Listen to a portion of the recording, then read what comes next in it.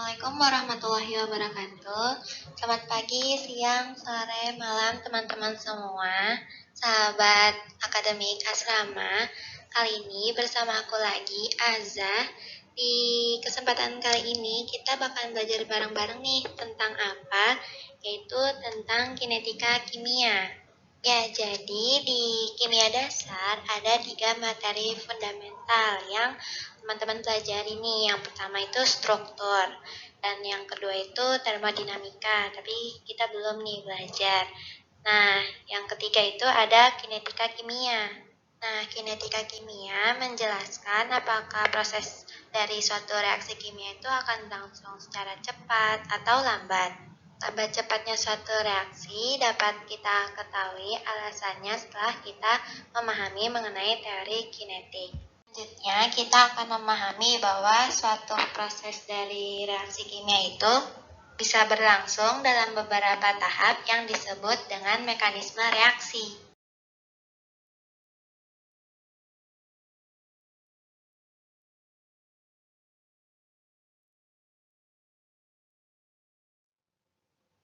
Jadi tujuan kita mempelajari materi mengenai kinetika kimia yaitu mempelajari faktor-faktor yang mempengaruhi laju reaksi dan mempelajari bagaimana laju reaksi dapat dikendalikan.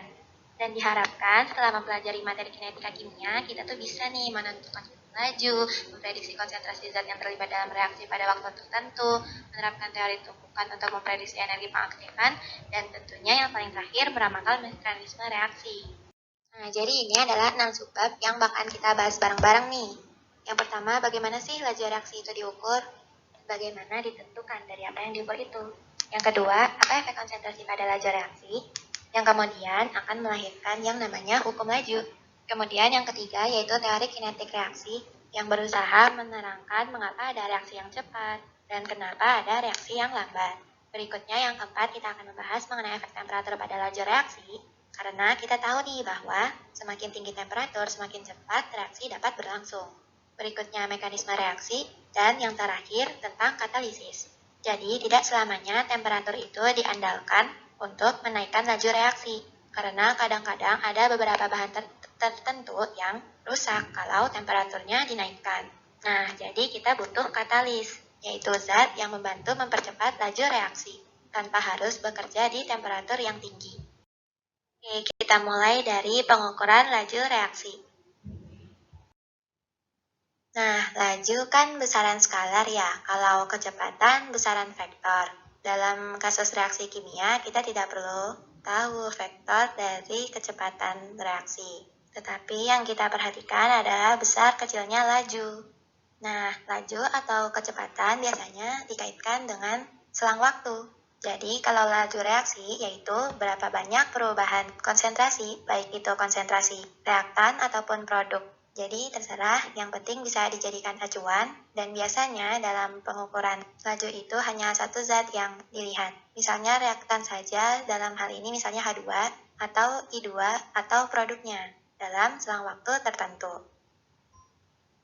Nah, laju itu selalu positif. Sementara kalau kita membicarakan tentang pengukuran laju terhadap reaktan, konsentrasinya akan berkurang ya. Bisa dilihat nih di grafik sebelah kanan, konsentrasi H2 semakin berkurang dengan seiring bertambahnya waktu. Tetapi kalau produk, yaitu HI di sini tentu saja akan bertambah. Nah, kalau reaktan tadi kan dia konsentrasinya menurun, jadi delta atau perubahan konsentrasinya itu akan bernilai negatif. Supaya nilai lajunya itu jadi positif, maka untuk reaktan dibutuhkan tanda minus atau negatif di depannya. Nah, reaksi sendiri berlangsung secara stoikiometris. Jadi, misalkan di sini, kalau 1 mol H2 itu bereaksi dengan 1 mol I2, maka akan menghasilkan 2 mol HI. Jadi, laju itu akan sama nilainya, baik diukur mau dari H2, I2, maupun dari HI. Nilainya akan sama semua. Nah, supaya sama semua, gimana nih perhitungannya? Misalkan, di sini kita lihat untuk H2, pengukuran laju reaksinya menggunakan minus delta H2 per delta T, I2 juga minus delta I2 per delta T, dan nilainya harus dan pastinya juga akan sama. Nah, untuk HI kan di sini dihasilkan 2 mol, biar sama gimana nih? Nah, karena tadi dia 2 mol, maka lajunya itu akan 2 kali lipat tentunya. Nah, supaya tidak 2 kali lipat, maka harus dikali dengan setengah. Jadi, laju reaksi itu berbanding terbalik dengan koefisien di depannya. Jadi, ini nilai lajunya sama semua dan bernilai positif. Dalam kinetika kimia, ada istilah laju sesaat. Nah, apa sih itu laju sesaat? Laju sesaat itu adalah laju yang diukur pada waktu tertentu. Misalnya pada grafik di kiri bawah ini, misalnya kita ingin mengukur laju sesaat setelah reaksi berlangsung 50 detik. Jadi posisi 50 detiknya kan di sini ya. Nah, laju sesaat itu merupakan gradien garis singgung atau kemiringan garis singgung pada kurva. Nah, agar menjadi suatu gradien, maka pengukuran laju sesaat itu dipilih tentang konsentrasi dan rentang waktu tertentu, di mana garisnya relatif linier. Nah, kalau sudah dibuat garis singgungnya, untuk memudahkan pengukuran konsentrasi, kita cari selang waktunya misalnya 40 detik nih. Jadi posisi T sama dengan 50-nya di tengah-tengah, jadi ke kiri 20, ke kanan 20. Nah, tapi konsentrasinya itu pakai titik di garis singgung, bukan yang di kurva. Jadi pada garis singgung ini delta konsentrasinya yaitu minus 0,28 molar dan selang waktunya itu 40 detik. Jadi laju sesaat pada waktu 50 detik yaitu 0,007 molar per sekon. Jadi satuan laju reaksi itu dinyatakan dalam molar dan satuan waktunya itu bisa tidak menggunakan detik, itu bisa menit ataupun jam. Tapi untuk reaksi yang berlangsung sangat cepat akan digunakan satuan detik. Nah, ini kan untuk H2 ya, bagaimana laju sesaat pembentukan HI di 50 detik juga dengan melakukan hal yang sama dengan selang waktu yang sama, karena kan tadi kita ngukur H2 40 detik, jadi pas ngukur HI kita gunakan selang waktu yang sama yaitu 40 detik. Dan jangan lupa, karena menurut persamaan reaksinya tadi, HI yang terbentuk itu ada 2, maka harus dikalikan setengah. Jadi delta konsentrasinya yaitu 0,56 dibagi selang waktunya 40 detik, yaitu diperoleh laju reaksi sesaatnya 0,007 molar per detik. Setelah kita melihat hubungan stoikiometri dalam suatu reaksi, nah ada definisi umumnya nih diperoleh dari yang tadi. Jadi kalau misalkan ada reaksi misalkan A dengan koefisien A kecil dan B dengan koefisien B kecil menghasilkan C dengan koefisien C kecil dan D dengan koefisien D kecil, maka hubungan antara lajunya dapat dituliskan sebagai berikut. Nah, keuntungan dari hubungan ini kalau salah satu reaktan itu lajunya diketahui, misalnya kita udah tahu nih laju konsumsi dari A, maka laju konsumsi dari B itu juga bisa ditentukan. Atau misalnya kita juga bisa menentukan laju pembentukan konsentrasi C dan D. Di sini ada latihan. Kita perhatikan gambar ini. Tentukan persamaan reaksi setara yang melibatkan spesies A, B, dan C pada gambar di bawah ini. Kemudian yang B, tentukan laju reaksi pada T sama dengan 2 detik berdasarkan perubahan konsentrasi dari spesies A. A adalah yang merah, B itu yang biru, C yang hitam. Untuk kasus ini memang relatif mudah untuk menentukan persamaan reaksi, karena reaksinya dibiarkan berlangsung agak lama, sehingga reaksi hampir selesai. Karena reaksi hampir selesai, kita dapat dengan mudah menyimpulkan hubungan koefisien dengan laju reaksi. Diketahui spesies A terkonsumsi sebanyak 0,4, spesies B 0,2, spesies C terbentuk sekitar 0,6 molar. Dari perbandingan konsentrasi, kita bisa menyimpulkan reaksinya adalah A ditambah B menjadi 3C. Nah, tetapi kadang-kadang si grafiknya tidak ditampilkan dalam waktu yang cukup panjang seperti ini. Misalnya grafiknya itu dipotong di T sama dengan 3 detik. Nah, dalam kasus itu, maka kadang-kadang kita tidak tahu berapa sebetulnya produk yang terbentuk di akhir reaksi, berapa banyak si A dan B terkonsumsi. Nah, oleh karena itu, menyimpulkan hubungan antar lajunya, kita biasanya menggunakan semacam referensi. Jadi kita gunakan misalnya mengacu pada waktu 1 detik. Nah, ketika waktu 1 detik, kita lihat laju reaksi A. Laju reaksi A itu maksudnya laju awal, kita gunakan laju awal. Ini A terkonsumsi sebanyak 0,1 dalam 1 detik. Sementara B terkonsumsi sebanyak 0,05 dalam 1 detik. Oleh karena itu, A akan lajunya lebih tinggi dibanding laju konsumsi B. Kemudian C ini dalam 1 detik dapat kita lihat terbentuk 1,5 molar dalam 1 detik. Dari perbandingan laju itu baru kita simpulkan hubungan antar lajunya. Jadi supaya lajunya sama, karena C terbentuk 1,5 kali dari yang B, maka si C itu harus sepertiganya. Kemudian untuk yang A, karena terkonsumsi 2 kali lebih cepat pada yang B, maka setengahnya agar lajunya sama. Sehingga diperoleh koefisien di depan A itu 2, koefisien di depan B itu 1, dan koefisien di depan C itu 3. Kita ingat kembali definisi umum dari laju reaksi. Jika suatu spesies itu terkonsumsi atau terbentuk lebih cepat daripada spesies yang lain, maka ada pembagi koefisien dari laju konsumsi atau laju pembentukannya sehingga laju reaksinya itu bisa sama. untuk setiap spesi. Kemudian pertanyaan kedua, menentukan laju reaksi pada T2 detik berdasarkan perubahan konsentrasi A, kita bisa menggunakan garis singgung pada T2 detik. Nah, kita akan lihat bahwa gradien merupakan laju konsumsi dari A. Nah, diperoleh gradiennya minus 0,066. Kalau berdasarkan koefisien di depan A, jika kita jadikan laju, maka harus dikalikan setengah, dan agar positif dikalikan negatif.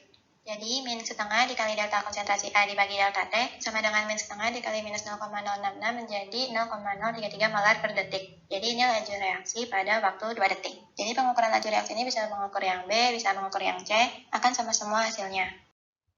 Mengukur laju reaksi secara eksperimen. Jadi secara eksperimen, laju reaksi itu kadang-kadang berlangsung secara cepat. Jadi kita biasanya mengukur zat yang bisa diukur dengan alat yang namanya spektrofotometer. Jadi spektrofotometer itu mengukur zat yang bisa menyerap foton. Misalnya menggunakan spektrofotometer UV atau sinar tampak. Jadi dicari yang bisa menyerap foton. Zat-zat yang tidak bisa menyerap foton tentu saja tidak bisa dijadikan acuan untuk mengukur perubahan konsentrasi. Jadi kalau misalkan dalam suatu reaksi A ditambah B menjadi C ditambah D dengan koefisien tertentu yang bisa diukur secara spektroskopik, misalnya hanya zat yang B. Berarti B adalah senyawa yang bisa menyerap foton baik dalam sinar tampak maupun pada panjang gelombang di daerah UV. Nah, itu nanti bisa diikuti dengan cepat karena cahaya kan cepat sekali ya bergerak. Jadi kita bisa mengikuti real time perubahan konsentrasi. Jadi nanti kita akan dapatkan kurva perubahan konsentrasi pada zat yang bisa terukur serapannya pada panjang gelombang tertentu.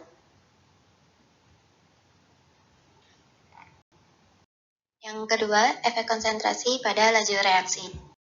Ya, jadi laju reaksi itu bergantung pada konsentrasi. Misalkan kita punya reaktan A yang bisa mengalami dekomposisi menjadi produk tertentu. Nah, untuk melihat kebergantungan laju reaksi terhadap konsentrasi, kita tuliskan hukum lajunya seperti ini. Jadi R sama dengan K dikali konsentrasi A pangkat N. Nilai K ini adalah tetapan laju, ini yang kemudian mempunyai dimensi waktu, sementara konsentrasi satuannya adalah molar. Dan perkalian antara satuan tetapan laju dengan satuan konsentrasi harus menghasilkan satuan molar per detik atau molar per menit atau molar per jam. Terserah dengan satuan waktu yang digunakan, tetapi satuan akhirnya harus jadi molar dan satuan waktu. Nah, kebergantungan laju reaksi terhadap konsentrasi bergantung pada persamaan ini dan dinyatakan dengan pangkat N, dan N ini dikatakan sebagai order reaksi. Jadi kalau misalkan dekomposisi ini berlangsung dengan orde pertama, maka N-nya sama dengan 1. Kalau berlangsung dengan orde kedua, N-nya sama dengan 2, dan seterusnya. Jadi kalau dikatakan hukum laju, ya persamaan ini. Hukum laju itu adalah ungkapan laju dikalikan tetapannya dikalikan konsentrasi pangkat N. Selanjutnya, arti nilai order reaksi. Kalau misalkan N-nya sama dengan 0, maka laju reaksinya tentu saja karena konsentrasinya pangkat 0 sama dengan 1, maka laju reaksinya itu tidak bergantung pada konsentrasi. Jadi konsentrasi reaktan berapapun, laju reaksinya pasti sama. Nah, kalau N-nya sama dengan 1, maka laju reaksi ini bergantung pada konsentrasi A pangkat 1. Dan kalau bergantung pada konsentrasi, jadi N-nya tidak sama dengan 0, maka konsentrasi naik, laju akan naik. Ada juga yang order 2, jadi kalau konsentrasinya naik, efek terhadap lajunya akan dipangkatkan 2. Jadi jauh lebih ekstrim lagi kenaikannya. Nah, khusus untuk order reaksi ini, tidak bisa kita simpulkan dari koefisien reaksi. Karena kadang-kadang koefisiennya 1, order reaksinya bisa bukan 1. Jadi order reaksi ini harus ditentukan secara eksperimen. Sekarang kita perhatikan pengaruh perubahan konsentrasi terhadap waktu untuk reaksi yang berlangsung dengan orde ke-0 pertama dan kedua. Orde ke-0 tadi sudah disampaikan bahwa laju reaksinya tidak bergantung pada perubahan konsentrasi. Jadi ketika konsentrasi dinaikkan, lajunya akan tetap sama. Dan ingat bahwa laju reaksi itu kemiringan garis pada titik-titik perubahan konsentrasi. Kalau orde ke-0 dicirikan dengan perubahan konsentrasi yang terhadap waktunya akan linier. Jadi kemiringan di setiap titik ini akan sama semua. Nah, sementara kalau orde pertama, laju reaksinya itu berbanding lurus dengan konsentrasi, jadi linier. Tetapi kalau dilihat dari perubahan konsentrasi terhadap waktunya, ini tidak linier, membentuk kurva. Kalau orde kedua, kurvanya akan jauh lebih tajam. Nah, kalau orde kedua dilihat dari laju reaksi terhadap konsentrasi, kenaikannya akan membentuk seperti persamaan kuadrat. Jadi membentuk kurva melengkung seperti ini. Jadi kalau misalkan kita melakukan analisis, ingin menyimpulkan dari grafik ini, kalau dari grafik perubahan konsentrasi terhadap waktu, yang bisa langsung disimpulkan adalah reaksi orde ke 0. Karena untuk orde pertama dan orde kedua sama-sama kurva melengkung, sedangkan orde ke 0 linier. Nah, untuk mengetahui dia itu orde pertama atau orde kedua, jadi harus diubah. Kita harus mengukur laju reaksi di tiap titik-titik ini. Nah, kita ukur dan kita buat kurva laju reaksi terhadap konsentrasi. Kalau dia linier berarti dia orde pertama, kalau melengkung berarti dia orde kedua. Kalau orde ke 0 bisa dilihat dari perubahan konsentrasi terhadap waktu saja yang grafiknya itu linier. Sedangkan kalau orde pertama dan kedua kita hanya bisa tahu setelah kita ukur laju sesaat di setiap titik, baru diplot. Kalau linear itu orde pertama, dan kalau melengkung itu kemungkinan orde kedua. Nah, sekarang menentukan orde reaksi. Orde reaksi itu diukur dari data laju awal. Nah, maksudnya apa sih? Tadi kan kita ngukur laju sesaat ya, buat tentuin orde reaksinya itu. Nah, tapi laju sesaatnya itu bukan laju sepanjang kurva, misalnya konsentrasi awalnya itu 1, terus nanti pas konsentrasi berkurang jadi 0,09, kita hitung laju sesaatnya berapa sampai konsentrasinya, kalau di sini kurvanya misalnya sampai 0,02, itu kita ukur berapa laju sesaatnya. Nah, bukan begitu. Jadi, misalnya kita punya suatu zat, konsentrasi awalnya kita siapin 0,1 molar, terus kita ukur laju sesaatnya. Terus kita hitung lagi untuk konsentrasi awalnya itu 0,09 molar, kita hitung laju sesaatnya berapa. Nah, baru setelah itu kita plot menjadi suatu kurva konsentrasi terhadap waktu. Nah, laju awalnya itu adalah gradien garis singgungnya. Jadi, laju reaksi itu umumnya diukur pada rentang waktu T sama dengan 0. Jadi, bukan dari titik singgung di sepanjang kurva yang sebelumnya tadi, atau dari contoh soal laju sesaat yang telah kita bahas sebelumnya. Nah, mengapa sih orde reaksi itu lebih tepat ditentukan dari laju awal, bukan laju sesaat di waktu yang lain? Jadi, saat eksperimen untuk menentukan orde reaksi, kita membutuhkan banyak zat. Nah, jadi gini, kalau pada waktu T sama dengan 0 atau laju awal, itu artinya reaksi kan baru berlangsung ya. Jadi produk yang terbentuk itu masih sedikit. Nah, kalau kita menggunakan laju sesaat pada waktu ketika T sama dengan 50 detik misalnya, nah di situ produk sudah mulai banyak yang terbentuk. Dan produk ini ada peluang mengganggu reaksi. Sehingga laju reaksi yang terukur bisa jadi bukan laju reaksi sesungguhnya lagi, karena ada gangguan dari spesies lain, yaitu produk di sini yang bisa mungkin mengganggu reaksi. Itu sebabnya laju reaksi diukur hampir selalu dari laju reaksi awal. Meskipun kita jadi boros bahan kimia, misalnya untuk mendapatkan 5 titik di konsentrasi 0,1, 0,2, 0,3, 0,4, 0,5, misalnya ya, kita harus menyiapkan 5 bahan dengan 5 konsentrasi yang berbeda, diukur semua laju awalnya. Padahal sebenarnya kita bisa aja kita pakai konsentrasi tertinggi 0,5, kemudian ketika konsentrasinya turun 0,1, 0,4, 0,3, 0,2, 0,1 kita ukur laju reaksinya, tapi itu kita tidak lakukan karena kita menyadari bahwa di situ sudah terbentuk produk dan semakin rendah konsentrasinya serta semakin lama waktunya, produk akan semakin banyak terbentuk. Kita lihat mengenai penentuan orde reaksi. Nah, orde reaksi itu kita harus mengukur laju reaksi di beberapa konsentrasi. Nah, ini konsentrasi awalnya di 0,1, 0,2, 0,4. Kemudian ini ada laju awal, maka disimbolkan dengan R0. Nah, ketika kita diberikan data seperti ini, kita ingin mengidentifikasi kira-kira orde reaksinya berapa nih. Nah, untuk menentukan orde reaksi, kita sebetulnya cukup membandingkan data saja. Contohnya, misalkan kita ingin membandingkan laju reaksi ketiga, kita bandingkan dengan laju reaksi kedua. Laju reaksi ketiga sama dengan K dikali konsentrasi pangkat N. Seharusnya konsentrasi ketiga yang bawahnya konsentrasi kedua. Nah, lajunya kan 0,24, yang kedua 0,06, konsentrasinya yang ketiga 0,4, yang kedua 0,2, dipangkatkan N masing-masing. Karena diukur pada temperatur yang sama, maka nilai tetapan lanjutnya akan tetap, sehingga bisa dicoret dan hilang. Kemudian dari melihat perbandingan konsentrasi, kita peroleh 2 pangkat N, atau ini 2 kali lipatnya, sementara laju reaksinya itu 4 perbandingannya. Jadi dari sini kita peroleh orde reaksinya itu 2. Nah, bagaimana hukum lajunya? Berarti R sama dengan K dikali konsentrasi A pangkat 2. Nah, ini ada sedikit latihan untuk reaksi A ke B secara eksperimen diketahui berlangsung dengan orde kedua. Ketika konsentrasi A 0,1 molar, laju awal reaksi adalah 0,010 molar per detik. Berapakah laju awal ketika konsentrasi 0,5 molar? Berarti R sama dengan K kali konsentrasi A pangkat 2. Nah, untuk mengetahui laju reaksi, kita butuh data tetapan laju. Nah, untuk menghitung tetapan laju, kita butuh data yang pada konsentrasi tertentu laju reaksinya diketahui. Nah, ini yang digunakan pada konsentrasi 0,1 molar lajunya sekian. Nah, ini yang digunakan untuk menentukan laju. Jadi kalau misalkan kita hitung, nilai K-nya dihitung pada data yang tadi ketika konsentrasinya 0,1. Lajunya diketahui kan ya. Nah, kita perhatikan satuan tetapan laju untuk orde kedua. Molar pangkat min 1, sedangkan pangkat min 1. Kenapa? Karena Kalau order 2, konsentrasi reaktannya menjadi molar kuadrat. Nah, sedangkan laju harus molar per detik, maka tetapan lajunya satuannya harus molar pangkat min 1 atau per molar. Setelah kita memperoleh tetapan lajunya, kita bisa menghitung laju reaksi pada konsentrasi 0,5 molar, ataupun konsentrasi berapapun yang ditanyakan. Hasilnya adalah 0,25 molar per detik. Berikutnya, kita masuk ke bagian menentukan order reaksi untuk multireaktan. Kalau tadi kita fokus pada reaktan tunggal. Kalau reaktannya lebih dari satu seperti ini, misalnya A dan B, maka hukum lajunya dinyatakan dengan A dikali konsentrasi A pangkat M dikali B, konsentrasi B pangkat N. Sehingga order reaksi total adalah M tambah N. Jadi order reaksinya itu untuk multireaktan harus disebutkan, misalnya reaksi yang di bawah ini berlangsung dengan order kedua terhadap NO dan order pertama terhadap H2. Berbeda dengan reaksi yang reaktannya tunggal. Nah, bisa nggak sih kalau kita sampaikan order totalnya aja, order ketiga, boleh-boleh saja, tetapi tidak merujuk pada konsentrasi reaktan tertentu, tapi lebih kepada order reaksi terhadap konsentrasi total. Untuk menentukan order reaksi pada multireaktan, prinsipnya sebenarnya sama dengan yang reaktannya tunggal. Nah, maksudnya gimana? Jadi, salah satu reaktan kita buat tetap, sehingga bisa menjadi konstanta, sehingga nanti ketika membandingkan laju reaksi salah satu reaktan yang konsentrasinya sama, bisa kita coret.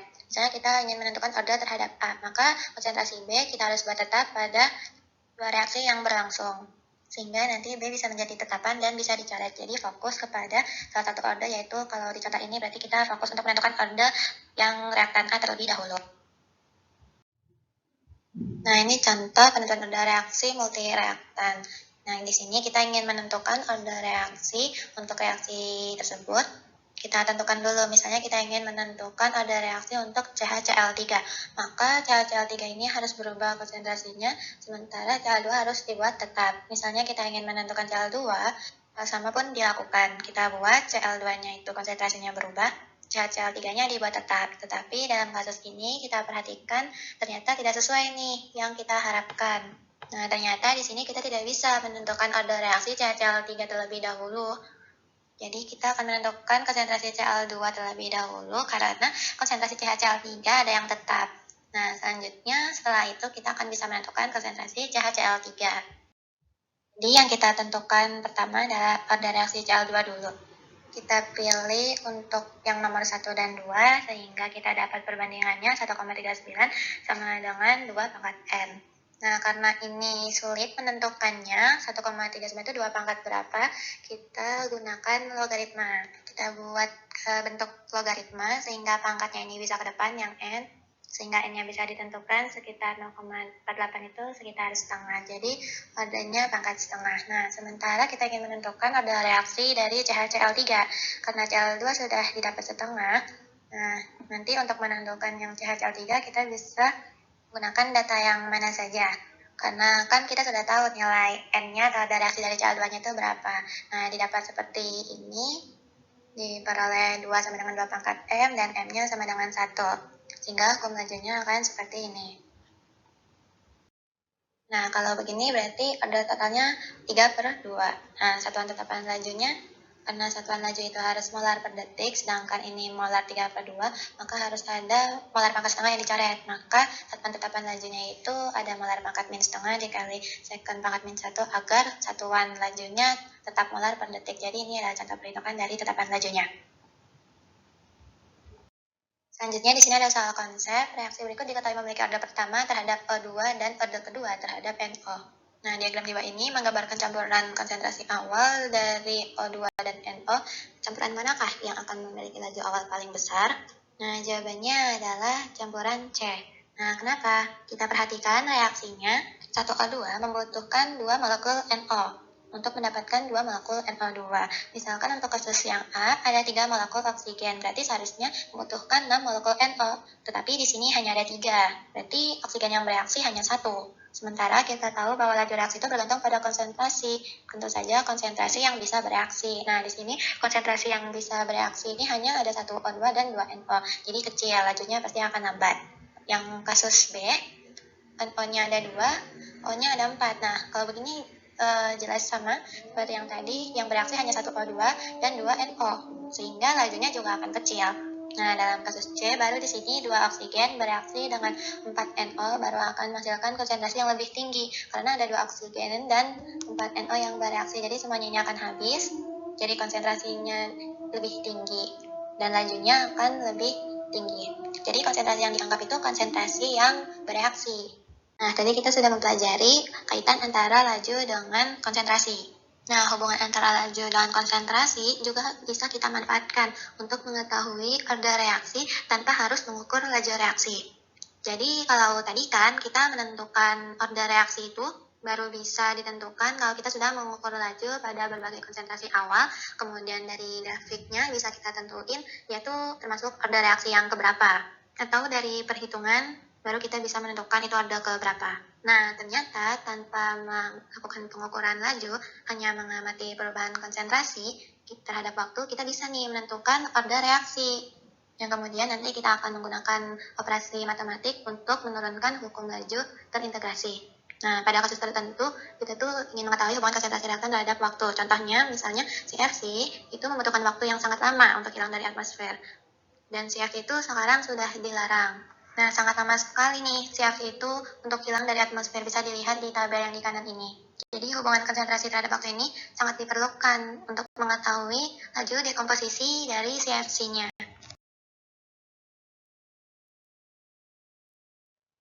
Nah, sekarang kita akan mencoba mengkonversi hukum laju yang sudah kita turunkan tadi ke dalam bentuk terintegrasi. Nah, kita tahu kalau untuk perubahan kecil kita menggunakan simbol D. Awalnya kalau perubahan besar kita menggunakan simbol delta, delta konsentrasi terhadap delta T. Kalau untuk perubahan kecil kita menggunakan D, dA dt. Misalkan kita mulai dulu dari order ke 0, K kali-kali konsentrasi A pangkat 0 akan menghasilkan K, sehingga dA sama dengan minus KdT. Nah, bentuk ini kalau kita ingin mengikuti konsentrasi setelah reaksi berlangsung sekian lama, berapa sisa reaktan yang ada, contohnya pada kasus CFC tadi, makanya kita membutuhkan persamaan yang terintegrasi.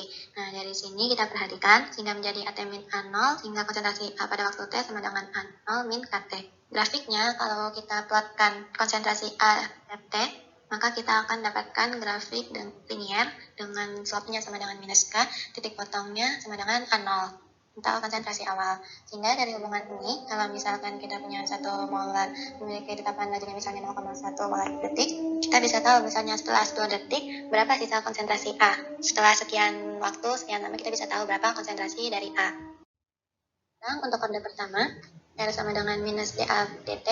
Kenapa minus? Karena A konsentrasinya berkurang seiring dengan berjalannya waktu, karena A itu reaktan. Supaya nilai lajunya menjadi positif, sama dengan K dikali konsentrasi A, dt-nya dikalikan K, dan minusnya dipindah, jadi dA per A. Jadi hasil integralnya adalah ln A pada waktu T sama dengan ln A0 min KT. Jadi kalau dia berlangsung dengan order pertama, konsentrasi A terhadap T itu kita buat dalam bentuk ln A terhadap T dan hasil grafiknya menjadi linier. Kalau tadi kan sebelumnya konsentrasi A terhadap T pada order pertama itu tidak linier ya, berbentuk kurva. Nah, kalau dia akan menjadi linier dengan kemiringan minus K, maka reaksi ini akan berlangsung dengan order pertama terhadap A. Jadi kita tidak perlu menentukan laju reaksinya terlebih dahulu. Cukup mengamati perubahan konsentrasi terhadap waktu. Kalau A terhadap T sudah linier tanpa diubah seperti tadi, maka order 0 kan yang tadi. Kalau dilakukan terhadap T dia menjadi linier, maka order reaksinya itu order pertama. Nah, sekarang kalau order kedua bagaimana? Penurunannya menjadi dA per A kuadrat sama dengan minus KdT, hasil integrasinya menjadi 1 per KT sama dengan 1 per A0 plus KT. Nah, ini plus KT ya, berbeda dengan yang sebelumnya min KT. Ya, diperolehnya dari hasil integrasinya, tentu saja. Jadi kalau misalnya grafik perubahan konsentrasi terhadap waktu pada order kedua itu tadi melengkung, sama kayak order pertama, setelah dilakukan terhadap T masih belum linear atau masih melengkung, nah kita bisa coba buat 1 per A terhadap T. Nah, kalau misalnya dia menjadi linear, maka order reaksinya itu adalah order kedua dengan kemiringan garisnya yaitu K. Nah, ini contoh data. Dekomposisi SO2CL2 berlangsung dengan reaksi berikut. Kita dapatkan data dari waktu 0 sampai 1500. Berdasarkan data ini, kita diminta untuk menentukan order reaksi dan tetapan lajunya.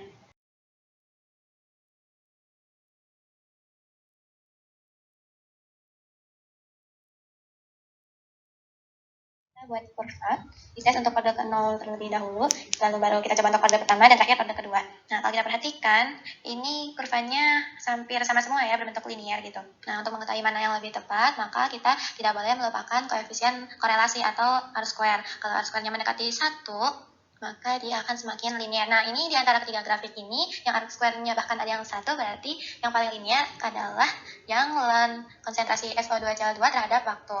Oleh karena itu, kita bisa simpulkan bahwa reaksi dekomposisi SO2Cl2 merupakan reaksi orde pertama terhadap konsentrasi SO2Cl2. Jadi, kita gunakan Excel atau kalkulator untuk mengolah datanya, untuk mengetahui hasil regresinya. Kalau untuk menampilkan grafiknya, kita bisa gunakan Excel, dan kita bisa mencari nilai R-square-nya untuk menentukan yang mana yang lebih mendekati. Waktu paruh reaksi. Nah, apa itu waktu paruh? Waktu paruh itu adalah waktu yang diperlukan untuk mencapai konsentrasi setengah dari konsentrasi awal. Jadi kalau misalnya konsentrasi awalnya itu A0, ketika dia menjadi setengah A0, berarti waktu yang dibutuhkan itu waktu paruhnya. Formulasi waktu paruh ini berbeda antara satu orde dengan orde yang lain. Nah, kalau kita ingat bentuk terintegrasi dari orde ke-0 kan pada waktu T sama dengan A0 minus KT. Nah, ketika T setengah, waktu T-nya sama dengan setengah A0. Nah, dari sini kita bisa menentukan waktu paruhnya yaitu konsentrasi awal per 2K. Artinya, untuk orde ke-0, kalau konsentrasi awalnya dinaikkan, waktu paruhnya akan semakin lama. Kalau konsentrasinya diturunkan, waktu paruhnya akan semakin sebentar. Jadi ada hubungan besar kecilnya waktu paruh terhadap konsentrasi awal. Nah, untuk orde pertama, dari persamaan hukum laju terintegrasi orde pertama, tadi kita peroleh ln AT sama dengan ln A0 min KT. Nah, ln A0-nya bisa dipindahkan ke kiri menjadi ln AT min ln A0 atau sama dengan ln AT per A0.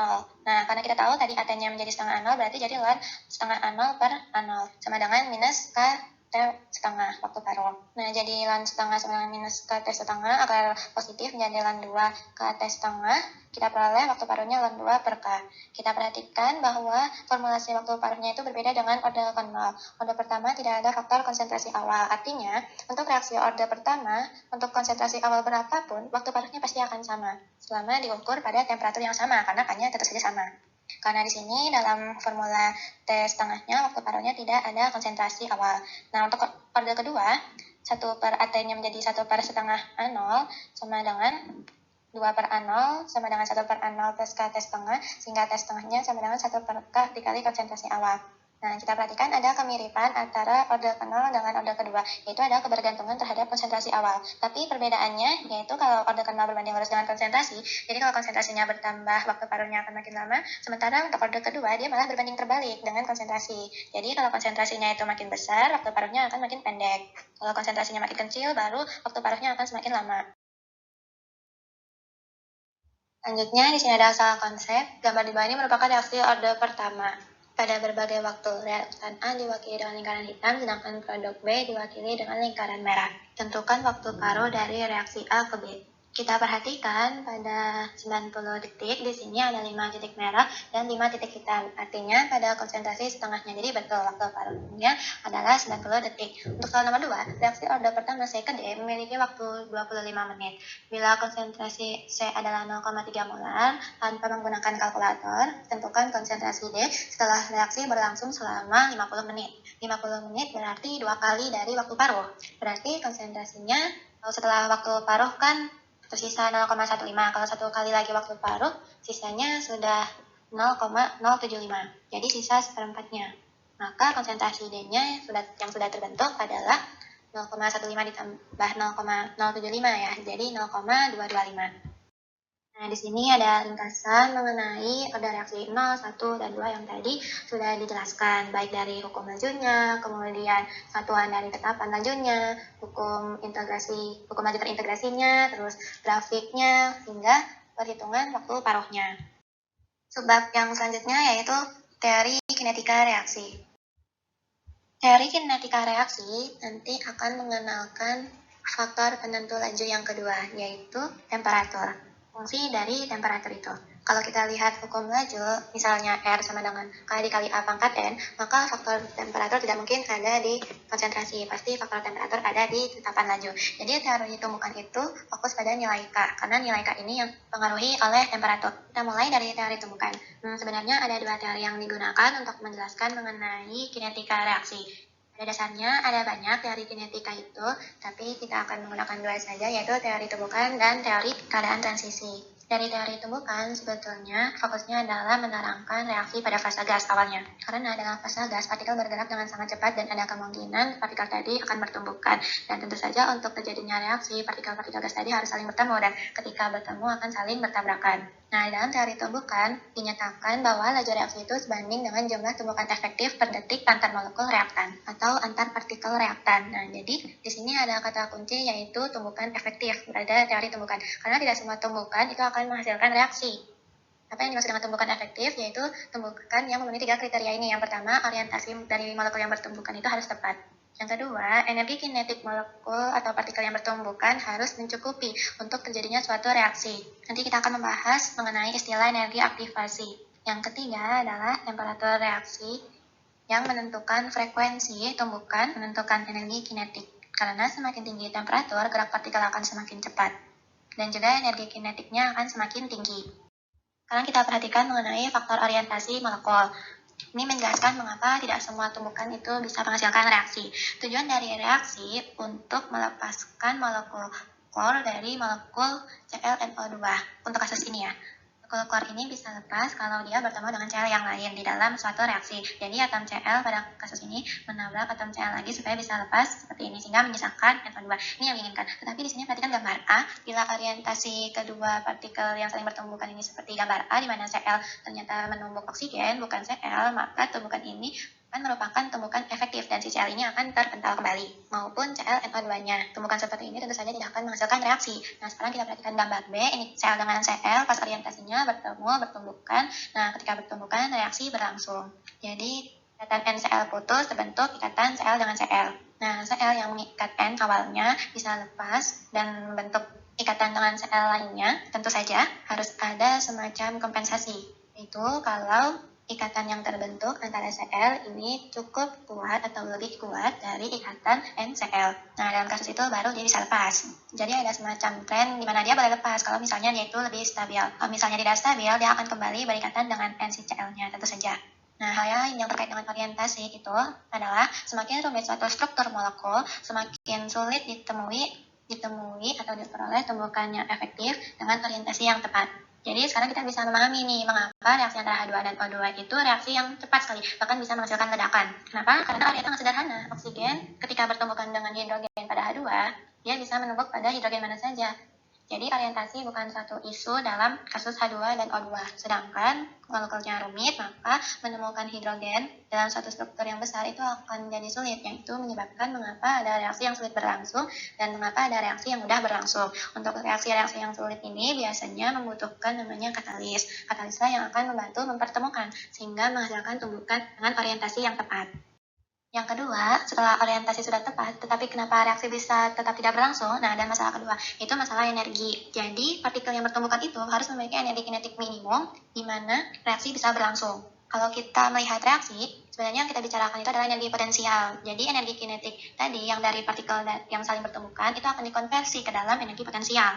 Memutus ikatan itu membutuhkan energi. Nah, sebetulnya ini bukan energi kinetik yang dibutuhkan, tetapi energi potensial. Nah, energi potensial dari ikatan yang akan diputuskan ini harus terlampaui kebutuhannya, sehingga ikatannya akan putus. Ketika energi potensialnya diperlukan untuk memutus ikatan itu tidak terlampaui, atau konversi dari energi kinetik menjadi energi potensialnya itu tidak cukup, maka pemutusan ikatan tidak akan terjadi dan reaksi tidak akan berlangsung.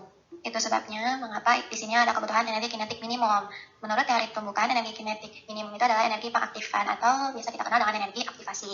Nah, energi pengaktifan itu adalah besarnya energi minimum dari energi kinetik minimum yang dibutuhkan ketika nanti dikonversi ke dalam energi potensial sebagai persyaratan untuk terjadinya reaksi. Nah, sekarang apa kaitannya dengan temperatur? Kalau kita lihat ini adalah suatu kurva energi kinetik, sumbu X-nya, sementara sumbu Y-nya adalah fraksi dari molekul atau populasi dari molekul. Jadi ketika misalnya ada kumpulan partikel di dalam sistem, kemudian dimasukkan ke dalam suatu ruang dan dipanaskan hingga temperatur tertentu, misalnya temperatur T1, maka energi kinetik dari setiap partikel yang ada di dalam sistem ini itu sebenarnya tidak seragam, tidak sama semua, tetapi membentuk semacam distribusi seperti ini. Jadi ada yang energi kinetiknya rendah sekian banyak, ada yang energi kinetiknya sedang, dan tinggi sekian banyak. Misalkan di sini adalah posisi energi kinetik minimum yang dibutuhkan agar reaksi berlangsung atau disebut energi pengaktifan. Jadi kalau misalkan energi kinetiknya itu ada di zona putih ini, maka reaksinya tidak akan mungkin berlangsung. Nah, hanya partikel yang memiliki energi kinetik di atas energi kinetik minimum atau di atas energi aktivasi itu yang bisa melakukan reaksi. Nah, ini dikatakan sebagai distribusi Maxwell. Jumlah molekul yang memiliki energi kinetik lebih tinggi daripada energi aktivasi itu sama dengan luas area di bawah kurva ini. Nah, kalau temperatur dia dinaikkan ke T2, jadi T2 lebih besar daripada T1, maka kurvanya akan bergeser ke kanan. Ketika bergeser ke kanan, kita perhatikan luas daerah di bawah kurvanya ini akan membesar. Jadi, artinya populasi partikel yang memiliki energi kinetik lebih tinggi daripada energi aktivasi itu bertambah. Semakin tinggi temperatur, maka semakin tinggi pula, semakin luas pula area di bawah kurva ini. Jadi, sekarang sudah mulai kelihatan hubungan temperatur dengan laju reaksi. Ringkasannya, menurut teori tumbukan, laju reaksi bergantung pada N jumlah tumbukan per detik dikalikan faktor orientasi. Katakan misalnya dari 1000 tumbukan itu, katakan orientasi yang tepat hanya 100. Nah, dari 100 ini, kemudian ditanya lagi berapa banyak yang energi kinetiknya melampaui energi aktivasi. Jadi, jumlah tumbukan dikali faktor orientasi dan dikalikan faktor energi kinetik. Nah, di sini ada soal konsep, reaksi manakah yang akan memiliki fraksi orientasi paling kecil? Fraksi orientasi itu berarti semakin rumit strukturnya, semakin sulit untuk diperoleh tumbukan yang berorientasi tepat. Sekarang kalau kita perhatikan yang A, hidrogen itu hanya bola, dan I juga. Jadi ini tidak ada isu orientasi, jadi atom H ditambah atom I membentuk HI. Mau ditumbuk di arah manapun akan selalu bisa menjadi reaksi pembentukan HI. Jadi faktor fraksi orientasi itu pasti besar dalam kasus yang A. Sekarang yang H2 dan I2, molekulnya sama. Depan H, belakang H. Begitu juga dengan yang I. Jadi di sini tumbukan yang terjadi antara H2 dan I2 akan selalu menghasilkan HI karena gampang untuk menghasilkan orientasi yang tepat, sehingga fraksi orientasinya akan semakin besar. Nah, baru untuk kasus yang C, HCl dengan HCl. Nah, ini orientasinya harus tepat. Kalau misalnya H ketemu Cl, tidak akan menghasilkan tumbukan yang efektif. Dalam kasus ini, H harus ketemu dengan H, Cl ketemu dengan Cl, sehingga terbentuk gas H2 dan gas Cl2. Jadi, untuk kasus ini, fraksi orientasi yang paling kecil adalah untuk kasus tumbukan HCl dengan HCl. Sekarang dari keadaan transisi. Teori keadaan transisi ingin menjelaskan proses reaksi melalui penggambaran diagram seperti ini. Jadi sumbu Y-nya adalah energi potensial, sementara sumbu X-nya adalah koordinat reaksi. Apa itu koordinat reaksi? Koordinat reaksi itu adalah semacam rekaman peristiwa dari awal reaksi itu berlangsung sampai akhir proses. Jadi setiap tahapan ini dihitung berapa energi potensialnya. Nah, dari peristiwa ini kita akan lihat bahwa dari awal reaksi hingga akhir reaksi, ternyata energi potensial itu tidak datar, tidak flat, tetapi mengalami fluktuasi. Jadi misalnya di sini awalnya naik, kemudian turun kembali. Nah, ini disebut dengan teori keadaan transisi. Kenapa ada istilah transisi? Keadaan transisi itu keadaan apa? Keadaan transisi itu adalah keadaan dengan energi potensial paling tinggi. Ini adalah transisi suatu kondisi di mana reaktan yang saling bereaksi bisa kembali bebas atau membentuk produk. Jadi keadaan transisi itu keadaan di mana dia bisa kembali lagi menjadi reaktan atau bisa menghasilkan produk. Kita perhatikan bahwa kalau keadaan transisinya ini bisa terlampaui seperti yang di kanan, maka produk akan terbentuk. Jadi dalam teori keadaan transisi kita melihat kebutuhan energi potensial agar reaksi bisa berlangsung. Teori tumbukan kita bisa mengetahui dari mana energi potensial ini berasal, yaitu dari hasil konversi energi kinetik. Selanjutnya, kita lihat diagram yang tadi lebih detailnya. Di sini ada posisi reaktan, di sini adalah posisi produk. Kita tarik garis dari posisi reaktan. Dari sini kita bisa melihat berapa kebutuhan energi potensial agar keadaan transisi ini bisa terlampaui. Menurut teori keadaan transisi, energi aktivasi itu adalah energi potensial minimal yang dibutuhkan agar reaksi bisa berlangsung. Jadi ada perbedaan sedikit istilah di dalam pengertian energi aktivasi dalam teori tumbukan dan dalam teori keadaan transisi. Kalau teori tumbukan, energi aktivasi itu dikaitkan dengan energi kinetik minimum. Kalau di teori keadaan transisi, energi aktivasi itu dikaitkan dengan energi potensial minimum yang harus dilampaui agar reaksi bisa berlangsung. Jadi ini ada posisi energi aktivasi. Nah, kita perhatikan bahwa kalau posisi awal energi reaktan itu ada di sini dan produknya ternyata di sini, maka produk memiliki energi potensial yang lebih rendah dibandingkan reaktan. Dan kita tahu bahwa kalau suatu molekul setelah bereaksi memiliki energi potensial lebih rendah, maka produk itu akan lebih stabil dibanding reaktan. Nah, bagaimana kita tahu produk ini lebih stabil daripada reaktan? Produk ini harus sulit untuk kembali menjadi reaktan. Sekarang kita perhatikan mengapa bisa lebih sulit itu. Kalau kita tarik garis dari produk, maka kalau reaksinya kita balik dari produk ke reaktan, energi aktivasi dari produk untuk menjadi reaktan itu akan lebih tinggi dibandingkan reaktan jadi produk, karena kita tarik garis dari sini ya, dari produk sampai ke puncak. Nah, ini yang menyebabkan produk dikatakan lebih stabil karena dia tidak mudah kembali lagi menjadi reaktan. Nah, besarnya energi penstabilan dari hasil reaksi ini bisa dihitung dari selisih dua baseline ini. Jadi karena reaktan energi yang lebih tinggi dan produk lebih rendah, maka akan ada pelepasan energi sebagai kalor. Jadi cara untuk menurunkan energi potensial itu adalah melepaskan kalor. Ini dikatakan sebagai reaksi yang bersifat eksoterm. Kalau kondisinya begini, ini kebalikan. Energi aktivasi untuk konversi reaktan menjadi produk ini lebih rendah dibandingkan produk menjadi reaktan. Nah, dalam kasus ini mana yang lebih stabil? Tentu saja reaktannya. Kita bisa lihat dari koordinat energi potensial reaktan lebih rendah daripada produk. Energi aktivasi konversi produk ke reaktan lebih rendah dibanding dari reaktan ke produk. Nah, sehingga reaktan adalah spesies yang lebih stabil dibandingkan produk. Jadi untuk reaksi ini, reaksi bersifat endoterm, artinya dia membutuhkan energi agar reaksi bisa berlangsung. Karena kalau dia tidak menyerap energi, kita tidak mungkin produk ini ada di energi potensial yang lebih tinggi daripada reaktan. Itu sebabnya ada kalor yang harus diserap agar posisi produk ini ada di atas reaktan. Sekarang kita lihat lebih detail lagi bagaimana keadaan molekul pada keadaan transisi. Kita perhatikan reaksi konversi metil isonitril menjadi asetonitril. Jadi ini membalik posisi N dan C. Awalnya CH3NC menjadi CH3CN. Nah, pada keadaan transisi, ikatan antara C dan N ini akan putus dan ikatan C dan C akan mulai terbentuk. Oleh karena itu, posisi ikatan C adalah 3-nya dibuat tegak. Jadi terhadap N dan terhadap C jaraknya relatif sama. Jadi kasih putus-putus karena dan mungkin hanya terjadi betul terbentuk ikatan C dan C atau kembali lagi C berikatan dengan N. Jadi membentuk kembali reaktan. Nah, ini dikatakan struktur yang seperti ini dikatakan sebagai keadaan transisi atau kompleks teraktivasi. Jadi bentuk kompleks teraktivasinya itu seperti ini kalau ditanya. Kita lihat soal konsep lagi. Perhatikan diagram reaksi multitahap di bawah ini. Nah, berdasarkan diagram ini, mana yang merupakan tahap penentu laju reaksi untuk reaksi A ke D. Tahap penentu laju itu maksudnya tahap yang paling lambat. Nah, tahap yang paling lambat itu tahap yang bagaimana? Yaitu tahap yang energi aktivasinya paling besar. Di antara 3 tahap, yaitu A ke B, B ke C, atau C ke D, yang energi aktivasinya paling besar yaitu B ke C.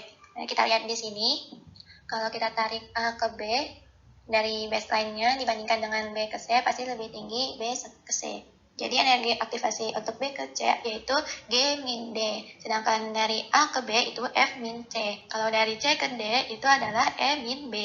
Jadi tahap penentu lajunya adalah dari B ke C. Kemudian tentukan tahap reaksi yang berlangsung secara endoterm yaitu A ke B. Karena posisi B-nya lebih tinggi dibandingkan dengan A, sehingga B ini supaya lebih tinggi dari A membutuhkan energi. Sehingga harus menyerap kalor, sehingga energi potensialnya ada di atas A. Kemudian tentukan energi total yang diperlukan agar reaksi berlangsung. Bagaimana cara menentukan energi total? Kita harus menentukan energi aktivasi masing-masing tahap. Jadi kita harus menjumlahkan keseluruhannya. Misalnya A ke B yaitu F min C, terus ditambah G min D, ditambah E min B. Itu adalah energi total yang diperlukan agar reaksi berlangsung. Nah, bagaimana menentukan energi total yang diperoleh? Kalau energi total yang diperoleh, kita cukup menggunakan posisi energi potensial awal, itu yang A, dan energi potensial produk akhir yang D. Jadi energi totalnya yang diperoleh adalah A min C. Berarti karena negatif, prosesnya adalah eksoterm. Ingat, akhir dikurang awal.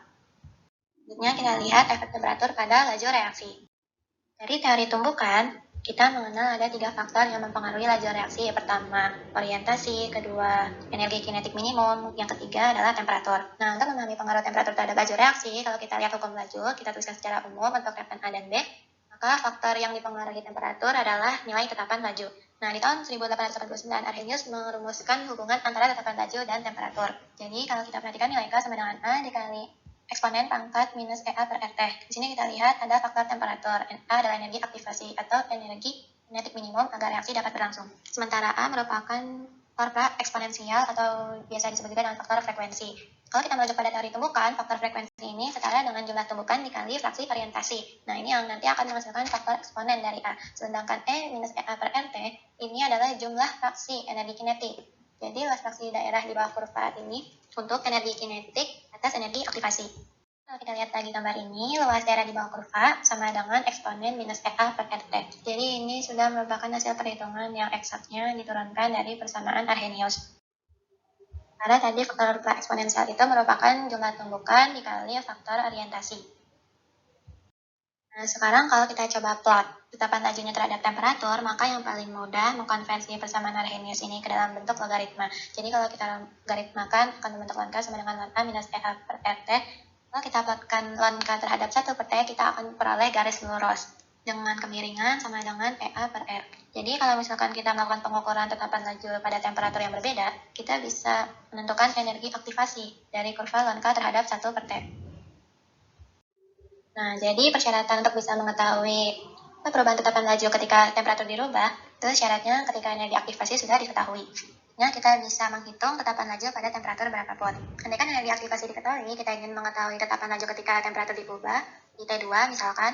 Nah, kita masukkan kondisi pada setiap T2, ln K2 sama dengan minus EA per R, 1 per T2 plus ln A. Ln K1 sama dengan minus EA per R, 1 per T1 plus ln A.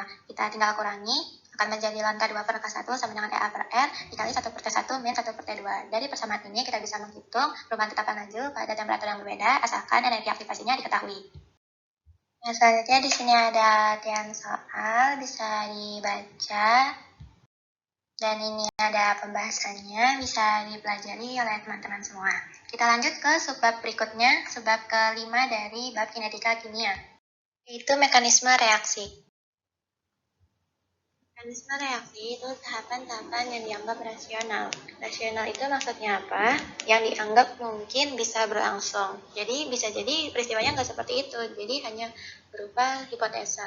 Nah, seperti apa yang mungkin berlangsung itu? Nah, ini menjadi kata kunci. Kenapa ada mekanisme yang ditolak? Kenapa ada mekanisme yang diterima?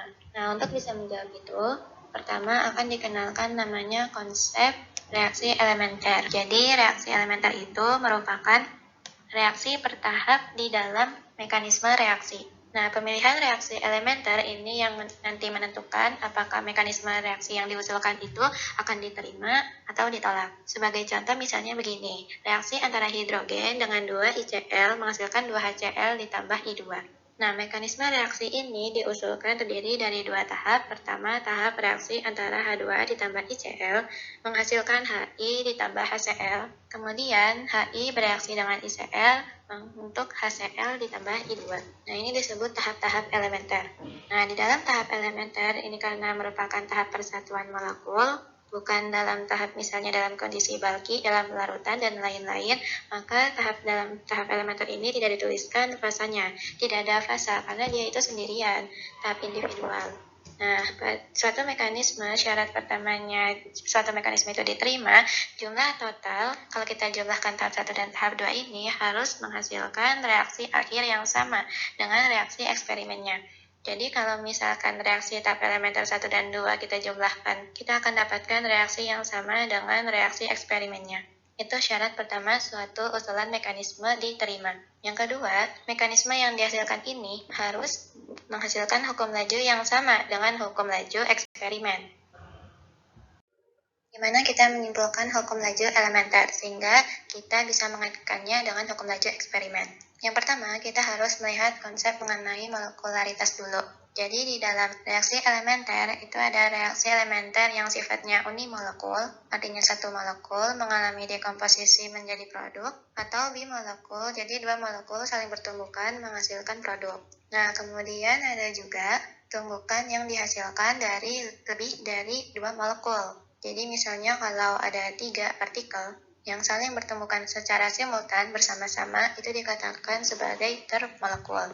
Nah, di antara 3 kemungkinan ini, apakah dia unimolekul, bimolekul, atau termolekul, mana yang kemudian kemungkinan berlangsungnya tumbukannya itu yang paling mungkin? Nah, kalau satu molekul terdekomposisi, itu tidak ada isu di sana. Kemudian dua molekul saling bertumbukan juga tidak ada masalah. Tetapi masalahnya akan muncul kalau mekanisme diusulkan dari hasil tumbukan lebih dari dua molekul atau dua partikel. Misalnya ada mekanisme yang diusulkan merupakan hasil tumbukan dari 3 partikel secara simultan.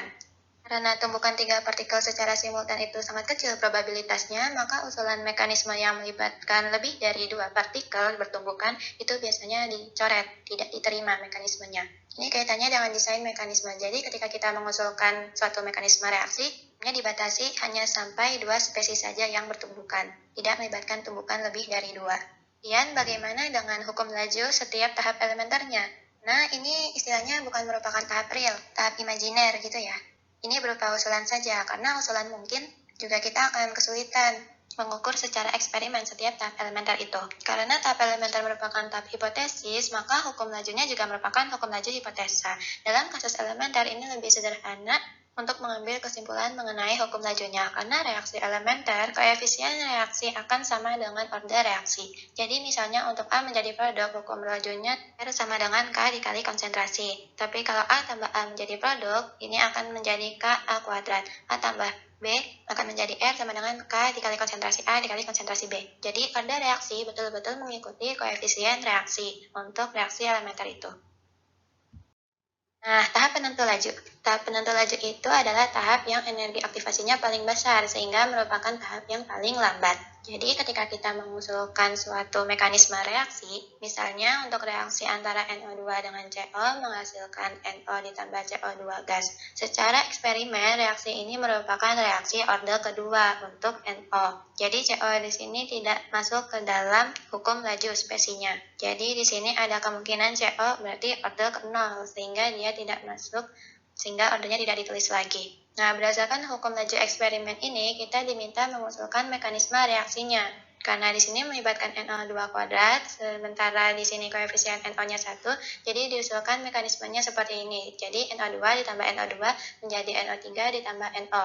Kemudian NO3 baru ditambah CO menghasilkan NO2 ditambah CO2. Nah, sekarang pertama-tama kita periksa terlebih dahulu apakah kedua tahap ini kalau dijumlahkan akan menghasilkan reaksi eksperimen sesuai dengan reaksi eksperimennya. NO2-nya dicoret, NO3-nya juga dicoret, sehingga si totalnya akan sama dengan reaksi eksperimennya. Untuk tahap 1, hukum lajunya adalah R1 sama dengan K1 NO2 kuadrat. Sementara tahap elementer yang kedua, R2 sama dengan K2 dikali NO3 dikali CO. Di dua tahap elementer ini, hukum lajunya yang sama dengan hukum laju eksperimen itu tahap yang pertama. Maka tahap pertama ini kita tetapkan sebagai tahap penentu laju atau tahap yang paling lambat. Nah, karena ini sudah ditetapkan sebagai tahap yang paling lambat, maka tahap kedua sudah tidak dilihat lagi. Misalkan kita tuliskan reaksinya dalam bentuk diagramnya. Jadi tahap pertama tahap yang paling lambat, berikutnya tahap yang lebih cepat. Kemudian menghasilkan produk. Kemudian bagaimana untuk reaksi yang berikut? Ini adalah reaksi antara 2H2 gas ditambah 2NO gas menghasilkan 2H2O ditambah N2 gas. Kita perhatikan jumlah total molekul yang bertumbukan dalam kasus ini adalah 4, sehingga tidak mungkin proses ini, reaksi ini berlangsung dalam satu tahap. Karena di sini melibatkan 4 molekul yang harus bertumbukan secara simultan. Nah, oleh karena itu kita harus mengusulkan mekanisme reaksinya seperti apa. Misalnya kita gunakan mekanisme yang pertama. Kita ambil yang gampang, misalnya di sini karena hukum laju eksperimennya itu NO2 dan H2. Karena di sini NO2-nya kuadrat, kita tuliskan 2NO ditambah H2 menghasilkan N2O ditambah H2O. Ini sudah ada satu molekul H2O yang terbentuk dan ini sudah sama hukum lajunya dengan hukum laju eksperimen. Nah, kemudian N2O selanjutnya bereaksi dengan H2 lagi karena tadi baru satu molekul H2 menghasilkan N2 ditambah H2O. Sekarang sudah dihasilkan dua molekul H2O. Nah, pada mekanisme pertama, ini sudah sesuai dengan hukum laju.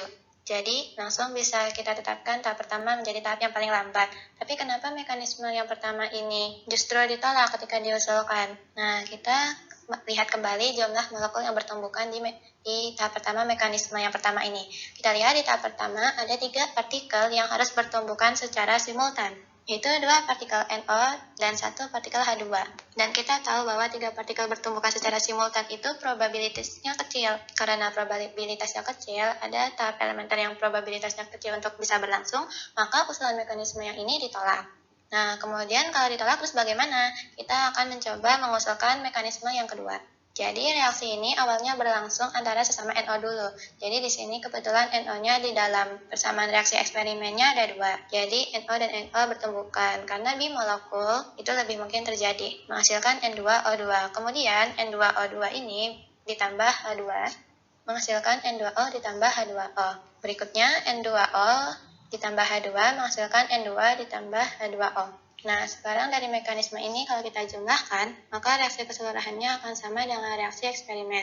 Jadi syarat sebagai mekanisme sudah terpenuhi. Nah, pertanyaannya sekarang, mana tahap yang akan kita jadikan sebagai tahap yang lambat? Karena hukum laju dari setiap tahap elementer di sini tidak ada yang sama dengan hukum laju eksperimennya. Nah, misalkan begini, andaikan kita memilih tahap kedua ini sebagai tahap yang lambat. Nah, perhatikan pada tahap yang kedua ini, ada N2O2. N2O2 itu kita perhatikan bukan spesies yang ada di dalam persamaan reaksi total atau persamaan reaksi eksperimen, tidak ada. Jadi N2O2 merupakan suatu intermediate, dan intermediate itu tidak boleh ada di dalam hukum laju akhir.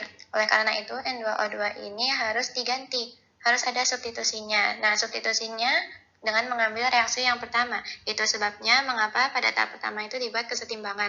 Karena kalau tidak dibuat kesetimbangan, hanya satu arah ke kanan saja, maka kita tidak mungkin mendapatkan pengganti N2O2 yang nanti dikaitkan dengan persamaan dari spesies yang ada di reaksi eksperimen. Kedua, hukum lajunya adalah K2N2O2H2. Spesies intermediate N2O2 harus kita hilangkan dengan manfaatkan tahap kesetimbangan pada tahap pertama. Ketika kesetimbangan terjadi, maka laju ke kanan sama dengan laju ke kiri. Laju ke kanannya, karena di depannya 2NO akan menjadi KFNO kuadrat. Dari sisi N2O2, karena satu koefisiennya menjadi KR itu adalah tetapan laju kebalikan dari itu reverse N2O2, sehingga konsentrasi N2O2 KF per KR NO kuadrat. Ini substitusi sekarang ke persamaan yang ini, sehingga K2 dikali KF per KR NO kuadrat H2 akan menjadi K. Jadi K di sini merupakan gabungan dari tetapan laju NO kuadrat kali H2. Ini sama dengan hukum laju eksperimen. Itu sebabnya tepat kita menetapkan tahap kedua menjadi tahap yang lambat.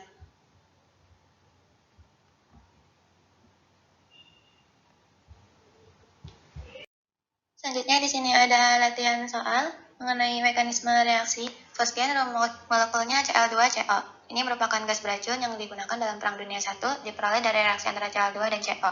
Mekanisme reaksi yang diusulkan untuk sintesis fosgen adalah sebagai berikut.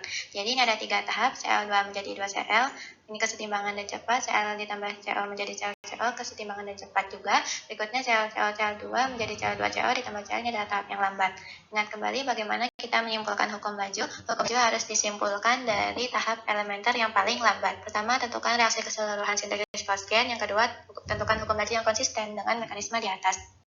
Kita perhatikan reaksi keseluruhan. Reaksi keseluruhannya, ini adalah reaksi antara 2Cl2 dengan Cl menghasilkan Cl2CO plus 2Cl. Apakah ada reagen yang sifatnya intermediate dalam kasus ini? Kita perhatikan di sini dihasilkan 2Cl juga dihasilkan 2Cl, Cl ditambah CO menghasilkan ClCO. Kita perhatikan ClCO tidak ada di dalam reaksi akhir, maka ClCO ini akan menjadi target yang harus dikonversi, diubah sehingga menghasilkan hukum laju yang spesiesnya hanya ada di reaksi akhir saja.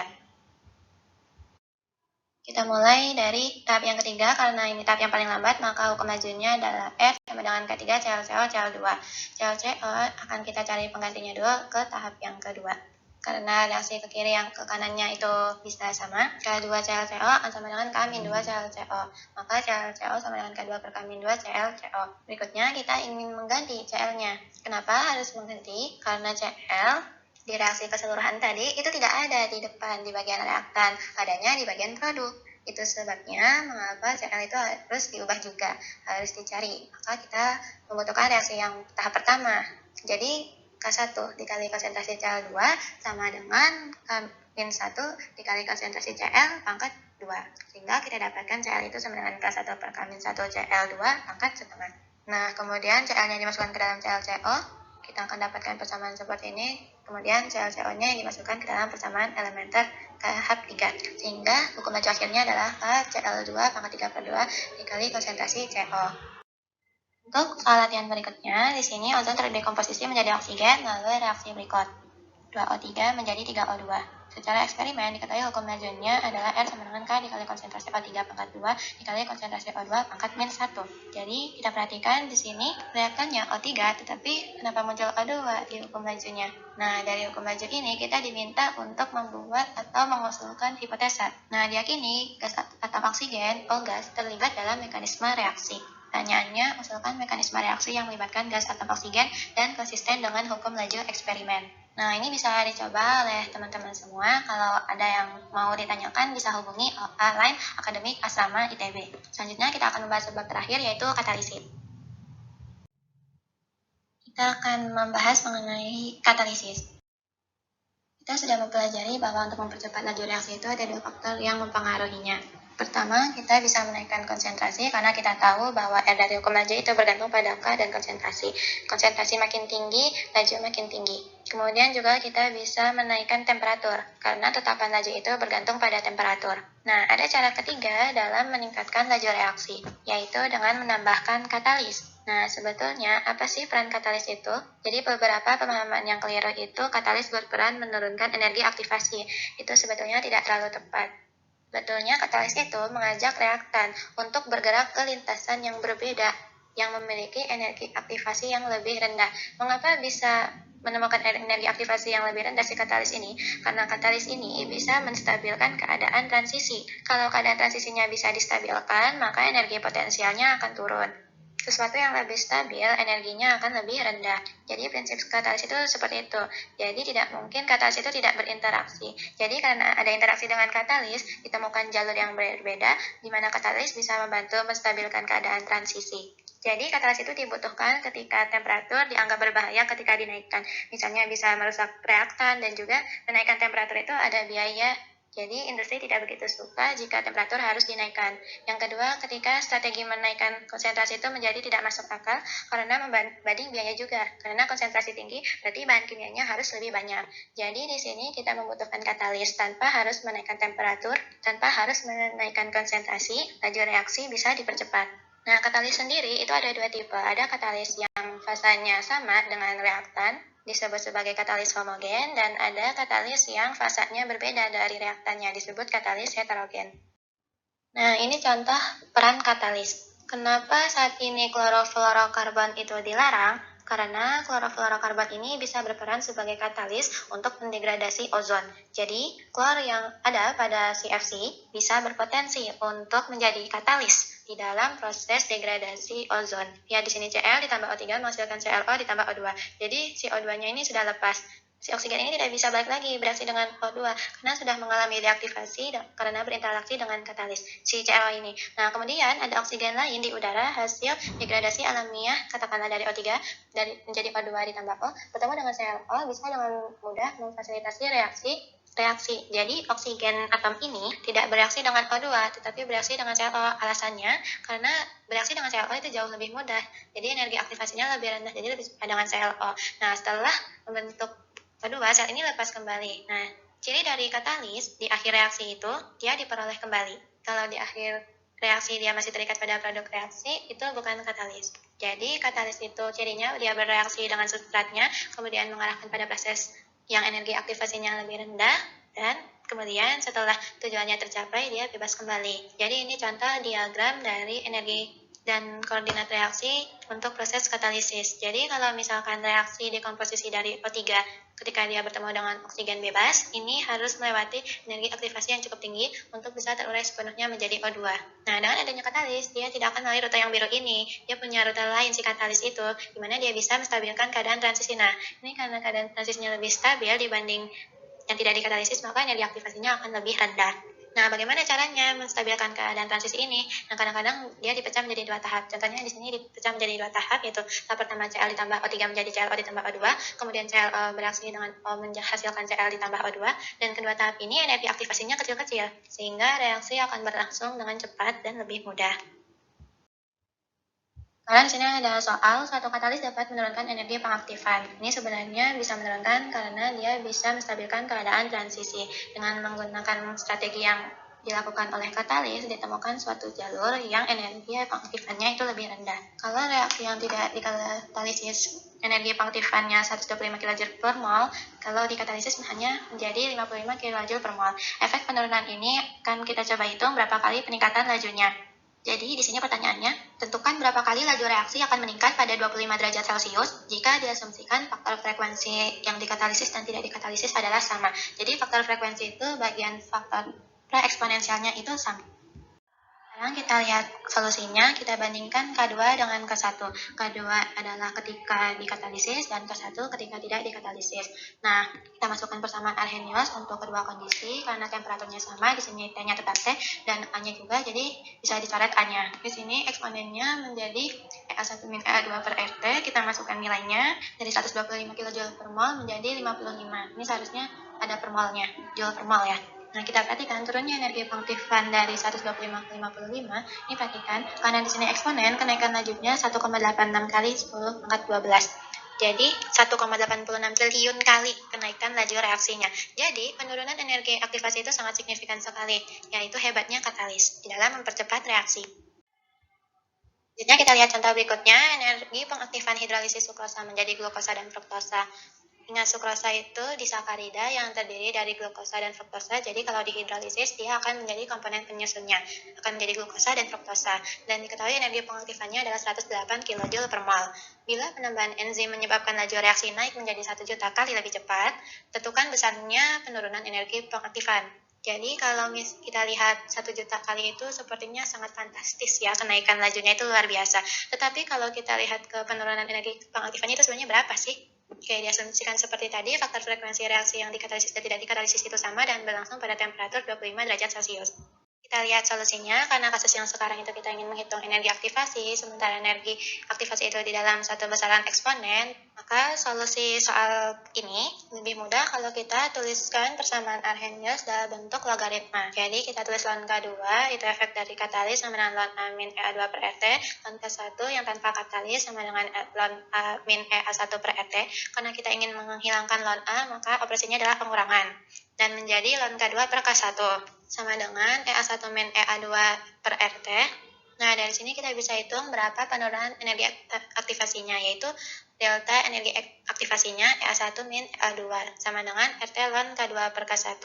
Karena kita tahu ini 1 juta kali lebih cepat K2 per K1-nya, maka menjadi ln 10 pangkat 6 dikali RT, RT-nya yaitu 8,314 Joule per mol Kelvin, dan 298 Kelvin. Kita gunakan nilai R yang ini karena satuan energi aktivasi dalam Joule. Kita lihat selisih penurunannya itu 34,23 kJ. Selisihnya turun sedikit ya, kelipatan kenaikan laju reaksinya sampai jutaan kali. Nah, jadi katalis itu cukup sedikit saja bisa ditambahkan, tetapi efek terhadap peningkatan lajunya itu sangat luar biasa. Oleh karena itu, riset terkait katalis itu masih terus berkembang hingga sekarang. Karena harga katalis itu kadang-kadang mahal, jadi orang masih mencari katalis lain yang harganya lebih murah. Karena industri itu membutuhkan katalis yang murah dengan kinerja yang cukup baik. Untuk soal yang ini adalah soal ujian sekitar 3 tahun yang lalu. Mungkin untuk beberapa tahun terakhir ada juga. Nah, sebelumnya kita selalu menggunakan konsentrasi molar untuk penyelesaian soal-soal kinetik. Nah, di sini kita menggunakan tekanan untuk menyelesaikan soal-soal kinetik. Jadi tidak harus selalu menggunakan konsentrasi, tekanan pun juga bisa kita gunakan untuk acuan mengikuti laju reaksi. Teman-teman bisa mencobanya terlebih dahulu sebelum melihat pembahasannya. Ini adalah solusi untuk yang A dan B. Selanjutnya ini solusi yang C. Dan terakhir ini adalah solusi untuk yang D dan E. Dan di sini ada soal terakhir yang teman-teman bisa juga pelajari untuk latihan, bisa dicoba dulu soalnya, baru nanti solusinya bisa dilihat di video ini juga. Untuk pertanyaan lebih lanjut bisa ditanyakan melalui line akademik Asama. Berikut adalah solusi untuk yang A, B, dan C. Selanjutnya ini adalah solusi untuk yang D. Dan solusi yang D ini menutup pembahasan kali ini mengenai kinetika kimia. Semoga teman-teman bisa memahami materi ini dengan baik dan bisa untuk mempersiapkan ujian ataupun menjadi bekal teman-teman untuk di masa yang akan datang. Jangan lupa jaga kesehatan, rajin-rajin belajar, semangat terus teman-teman semua. Sampai ketemu lagi di video-video berikutnya.